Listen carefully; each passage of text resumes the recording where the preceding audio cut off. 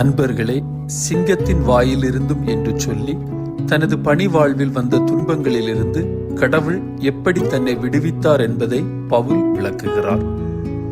இறை பணியும் அறப்பணியும் மக்கட்பணியும் செய்வோருக்கு பல்வேறு வடிவில் சோதனைகள் வருவதும், அவர்களின் பணித்தள மக்களே அவர்களுக்கு எதிராக சூழ்ச்சி புரிவதும், அவர்களின் பலவீனங்களை கண்டறிந்து அதை வைத்து அவர்களை சோதிப்பதும் இன்று வழக்கமாகிவிட்டது.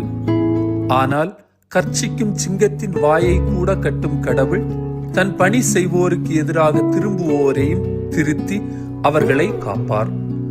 இறை திட்டத்தை நிறைவேற்றிட உழைப்போர் வியர்வை மட்டுமல்ல, சில நேரங்களில் இரத்தமும் சிந்தி உழைக்க நேரிடலாம். ஆனால் அநியாயமாய் சிந்தப்படும் இரத்தத்தின் குரலை ஆண்டவர் கேட்பார். தாயும் தந்தையுமான இறைவா, நீர் கொடுத்த பணியை முழு மனதோடு வழியில் செய்யும் பலம் தாரும். ஆமேன்.